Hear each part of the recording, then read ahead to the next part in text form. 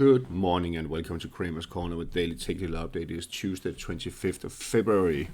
And in this educational video where there's no recommendation of it or advice whatsoever, we'll start with Apple today. It closed just below, few cents below the key resistance here at 247.19. And the key reason for this is if it closes above, it has cancelled this bearish engulfing here.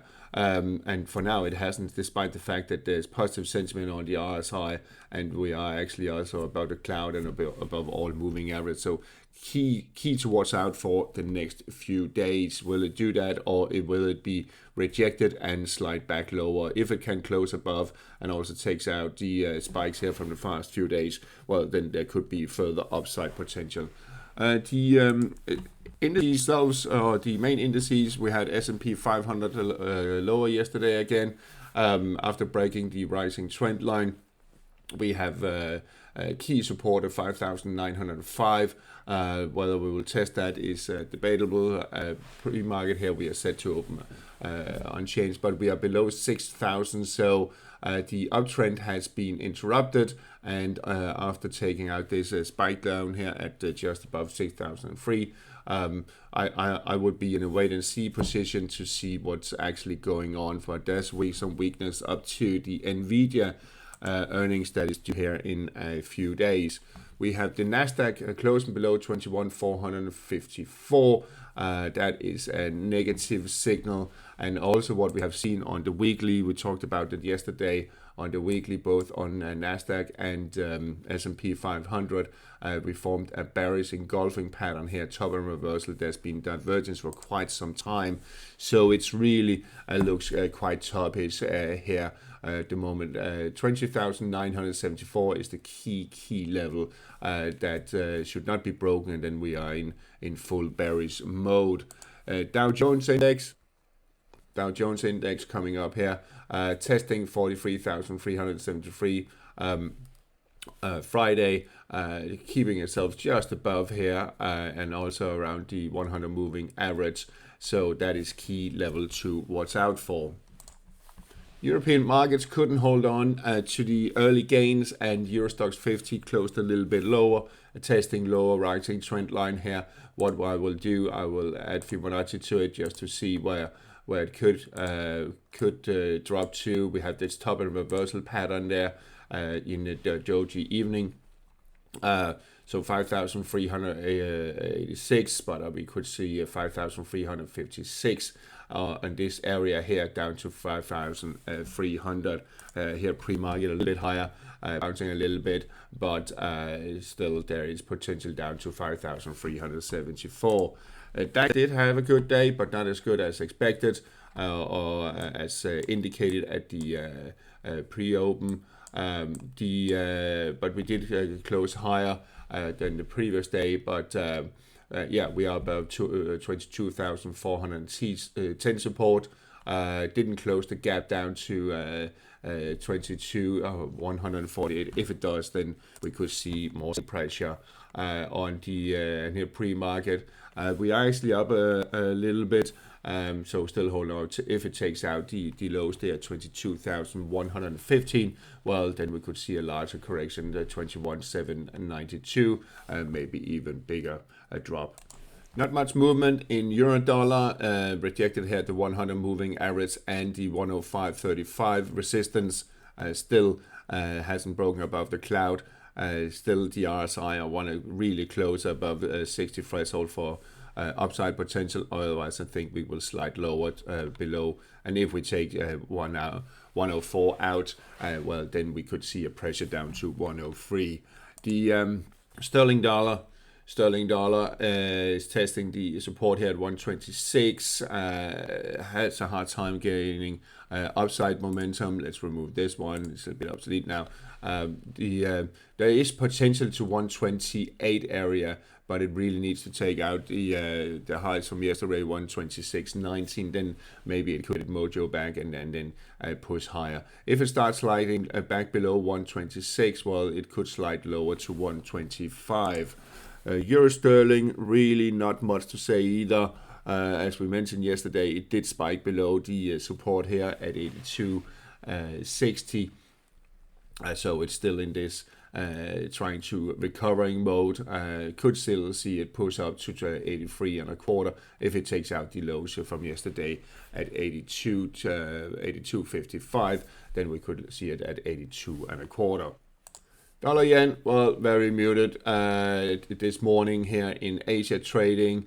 I still think we could see a little bit of a bounce here the next few days, possibly up to around 151.12, maybe 152.5 area, where we have the 200 moving average coming down, giving some resistance there. If it takes out 148.60, well, then we're looking at 147.20. We have the euro yen, also a bit of a bounce, and kind of doing a double bottom, but it's a bit of a stretch really, because it needs to get back above 161.20 to confirm that. But we could see a bounce to 159.30. If it takes out 155.59, well, then we're looking at 154.40 area, possibly lower. Aussie yen also pausing a little bit, but we are in a bearish trend, and I think it will resume downtrend towards a 93.65 area fairly soon. The sterling yen, same picture really. If it takes out the lows here from late last week at 188.15, well, then we have a push possibly lower than 187. Aussie dollar testing support here at 63.30. Got rejected at the 100 moving average. If it can take out the spike up there and above the 100 moving average, there is potential up to 65 area, maybe even 65.5. If it starts sliding below 63.30, well, then we have potential to a bearish trend to resume. But for now, we are in a bullish trend, and RSI is in positive sentiment, indicating we should see a push higher. Dollar Canada testing minor resistance here at 142.61. If it can stay above it, then we could be looking at the well, I don't think we will get all the way up to 144, but let's see. If it starts moving back above the cloud again and back above the 55 moving average, then maybe it could get some upside traction. But the RSI is still negative sentiment. But it is really hard to read at the moment. We are above the cloud. We are in the cloud, so we are neutral, but we are above the 100 moving average. Let's see here the next couple of days. I think I will stay on the sideline here because I can't really read it at the moment. The sterling Canada bounced around the 180 level and the 61.8 retracement. Can it get past it? And for now, it seems like it can do that. Maybe a push up to 181. Positive sentiment on the RSI is indicating that. But as we have talked about so often, it is a very volatile pair. And if it starts sliding back below 179, well, then we're looking at 178. Euro Swiss, let's just skip that really quickly. And 93.30 needs to break out 95.17. In without direction in between here. However, positive sentiment on the RSI indicating we should see a push higher. The dollar Swiss is currently testing support at 89.65. Did it also yesterday. Could dip to 89.15 support and the 100 moving average, but if it bounces off, well, then it will crawl back towards a 91. But for now, it seems fairly heavy, just holding on by a string there. The dollar index, now it's back above 106.42, and the 100 moving average, as you can see, it's really giving some support here, but it's hovering around these levels here. Spiked below yesterday, back above, and now this morning is trying to have another go. Negative sentiment on the RSI indicating we are likely to see push down to 105.35 level, and we are in a bearish trend, lower low, lower high, lower lower highs, and so on. Moving on to gold, closed high yesterday, but setting back this morning, and we are still having divergence. As you can see, the RSI indicator the strength indicator is indicating uptrend exhaustion. So I wouldn't be surprised if we saw a correction down to the 2900 and testing this rising trend line here. But key support at 28.54, but for now seems really stretched at the moment. So keep an eye on a correction here. I would say if it takes out the peak from yesterday, 29.56, well, then we could see another push towards 29.83, maybe even at 3,000. But for now, it looks like it's falling a little bit, and it is stretched. Silver, bearish engulfing here on 21st. Top and reversal pattern, so maybe we are to see a move back below back to the 20 just around 31.50, maybe even 31 area. We are still in a bullish trend, but it is in jeopardy, no question about that. So be cautious here with this bearish engulfing. We had copper that dipped just below 450 yesterday, could bounce if it takes out the lows from yesterday. Well, then we are looking at 443. Let's remove this one. 443, which is the 61.8 retracement. If it can get back above 463.70, well, then it will resume uptrend. Oil and WTI still holding on above $70, which is key, but we are in a bearish trend, as we can see here, negative sentiment, so we could see it's slowly sliding lower, but still some support around the 17 level here, and the moving average is slightly rising, so it's basically just trading sideways, so a little bit confusing signals there. Brent crude oil 74.10, really key. You can see it being tested several times here, 3 times, 4 times now, bouncing off. So if it takes out that, then we're looking at 72, maybe even 77. To the upside, it's a 77, 40, 35, 40 level.